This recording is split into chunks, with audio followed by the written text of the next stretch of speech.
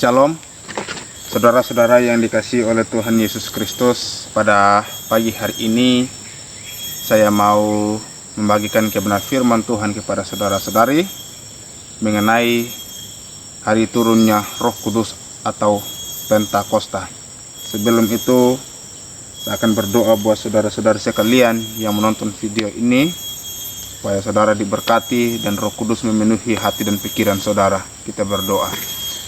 Kami bersyukur Tuhan Yesus buat kasih karunia-Mu kepada kami pada hari ini. Dari sejak Engkau mati, bangkit, dan bahkan naik ke surga pada hari Kamis yang lalu, dan pada hari ini, hari Minggu, hari turunnya Roh-Mu yang kudus. Oleh karena itu, di dalam nama Yesus Kristus, kiranya Engkau memberkati hati pikiran kami. Kiranya Roh Kudus-Mu mengalir di setiap anak-anak Tuhan, baik yang menonton video ini. Kiranya dimanapun mereka berada, saya percaya di dalam nama Yesus Kristus, mereka akan dipulihkan, mereka akan diangkat oleh Kristus Tuhan. Demikian Engkau memberkati, mengurapi para rasul-rasul pada zaman hari Pentakosta. Di dalam nama Yesus Kristus, hamba-Mu berdoa pada saat ini. Hamba-Mu meminta hikmat ketika hamba menyampaikan firman-Mu kepada mereka, biarlah mereka mengerti dan memahami. Di dalam nama Yesus Kristus hamba berdoa dan berkati taman ini. Haleluya. Amin. Saudara-saudara, kita akan membahas kebenaran firman Tuhan yang terambil di dalam Kisah Para Rasul pasal yang kedua dan ayat pertama hingga ayat yang ke-13. Saya akan bacakan buat saudara-saudari sekalian. Selamat menonton dan jangan bosan menonton video ini. Firman Tuhan berkata demikian dari perikop yang di atas, Pentakosta. Ketika tiba hari semua hari Pentakosta, semua orang percaya berkumpul di satu tempat. Tiba-tiba turunlah dari langit suatu bunyi seperti tiupan angin keras yang memenuhi seluruh rumah di mana mereka duduk. Dan tampaklah kepada mereka lidah seperti nyala api yang bertebaran dan hinggap pada mereka masing-masing. Maka penuhlah mereka dengan Roh Kudus. Lalu mereka memulai berkata-kata dalam bahasa-bahasa lain, seperti yang diberikan oleh Roh itu kepada mereka untuk mengatakannya. Waktu itu di Yerusalem diam orang-orang Yahudi yang saleh dari segala bangsa di bawah kolong langit. Ketika turun bunyi itu, berkerumunlah orang banyak. Mereka bingung karena mereka masing-masing mendengar rasul-rasul itu berkata-kata dalam bahasa mereka sendiri. Mereka semua tercengang-cengang dan heranlah, lalu berkata, bukankah mereka semua yang berkata-kata itu orang Galilea? Bagaimana mungkin kita masing-masing mendengar mereka berkata-kata dalam bahasa kita sendiri, yaitu bahasa yang kita pakai di negeri asal kita? Kita orang Partia, Media, Elam, penduduk Mesopotamia, Yudea dan Kapadokia, Pontus dan Asia, Frigia dan Pamfilia, Mesir dan daerah-daerah Libya yang berdekatan dengan Kirene, pendatang-pendatang di Roma, baik orang Yahudi maupun penganut agama Yahudi, orang Kreta dan orang Arab. Kita mendengar mereka berkata-kata dalam bahasa kita sendiri tentang perbuatan-perbuatan besar yang dilakukan Allah. Ayat yang ke-12. Mereka semua tercengang-cengang dan sangat termangu-mangu sambil berkata si orang kepada yang lain, apakah artinya ini? Tetapi orang lain menyindir, mereka sedang mabuk oleh anggur manis. Nah, saudara-saudara yang dikasihi oleh Tuhan Yesus Kristus, kalau kita melihat hari Pentakosta ini, yaitu dikenal dengan hari turunnya Roh Kudus. Pentakosta berasal dari bahasa Yunani yang berarti hari ke-50. Dinamakan yaitu hari ke-50 adalah karena peristiwa ini terjadi 50 hari setelah kebangkitan Yesus Kristus.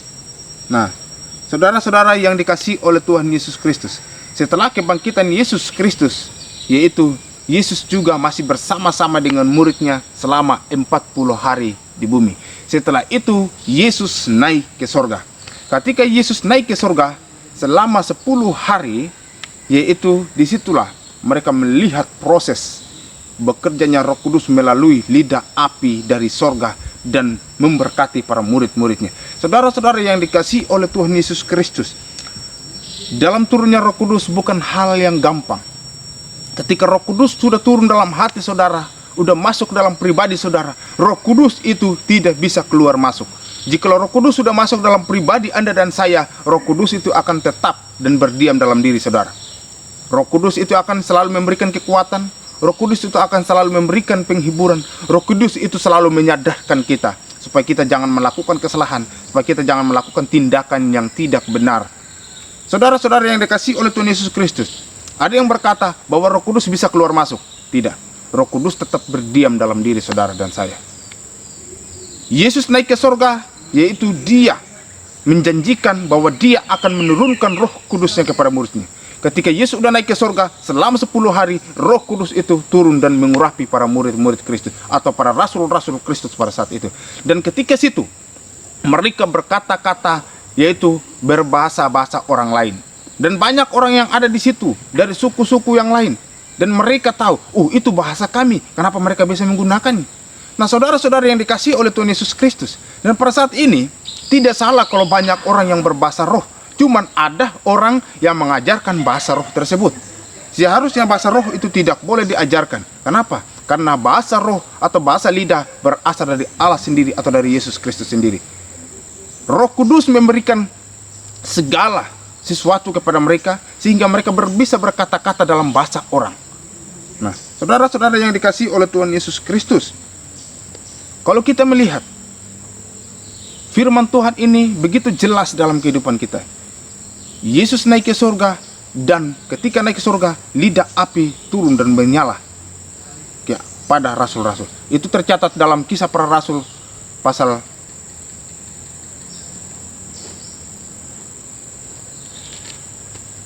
Kisah Para Rasul pasal 2 ayat yang ke-2. Nah, saudara-saudara yang dikasihi oleh Tuhan Yesus Kristus, kalau kita melihat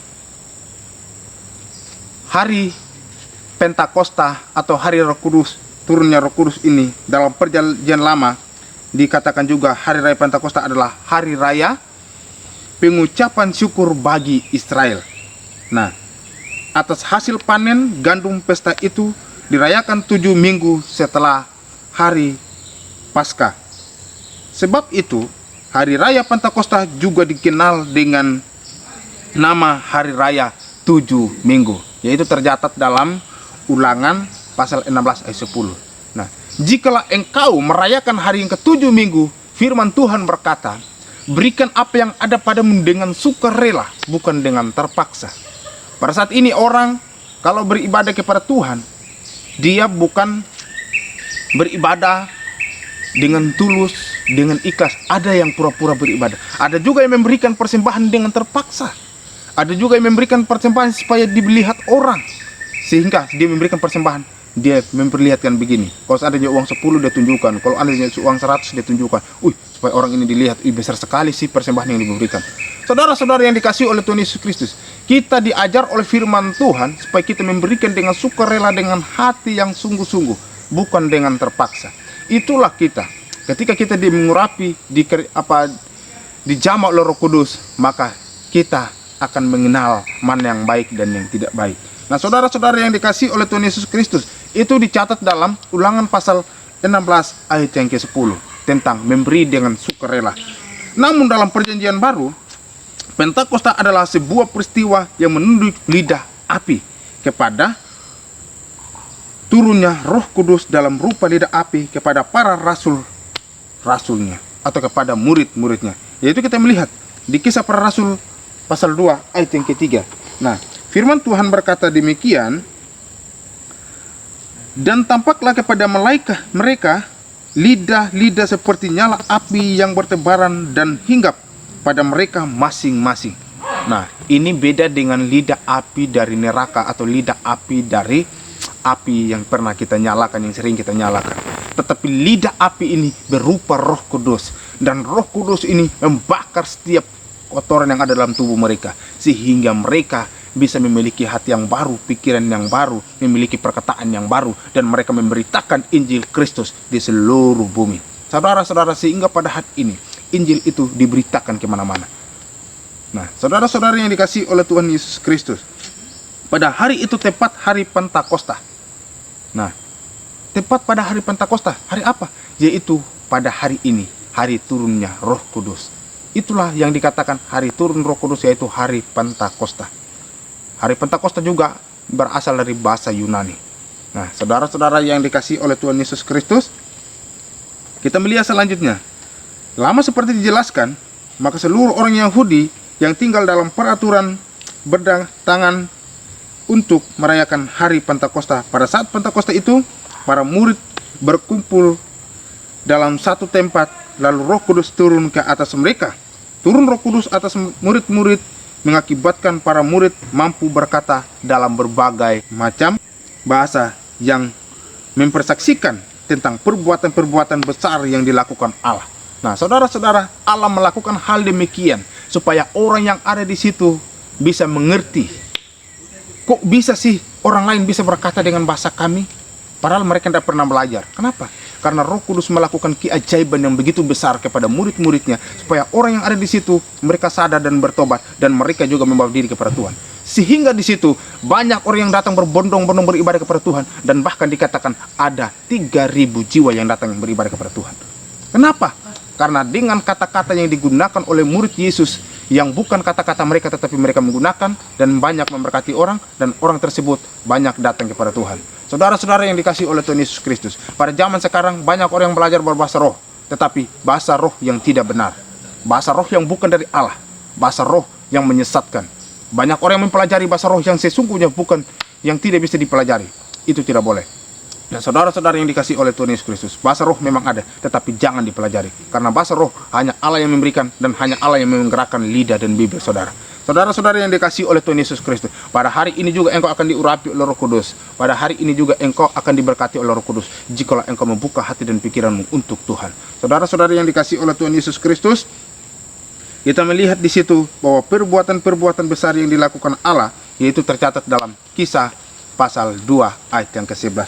Baik orang Yahudi maupun penganut agama Yahudi, orang Kreta dan orang Arab, kita mendengar mereka berkata-kata dalam bahasa kita sendiri tentang perbuatan-perbuatan besar yang dilakukan Allah. Allah melakukan perkara yang besar kepada murid-muridnya, sehingga banyak orang yang datang dan bertobat, membawa diri dan mengenal Tuhan Yesus Kristus sebagai Tuhan dan Juru Selamat dalam hidupnya. Apakah saudara masih ragu? Dan apakah saudara masih tidak percaya akan peristiwa ini yang terjadi kepada murid-murid Yesus Kristus? Mari kita membuka hati pikiran kita. Yesus melakukan perkara yang besar kepada murid-muridnya. Saudara pun akan Tuhan Yesus lakukan perkara yang sama.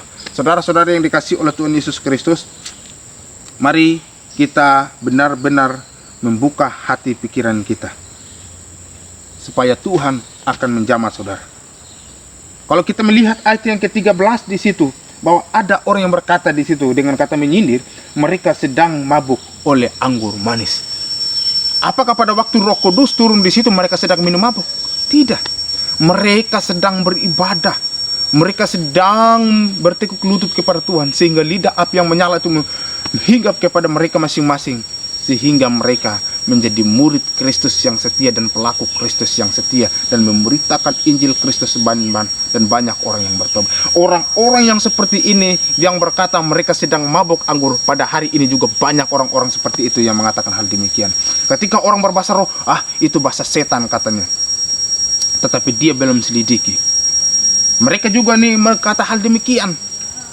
Ketika mendengar para rasul Tuhan berkata hal-hal yang baru berbahasa roh, mereka bilang sedang mabuk anggur manis.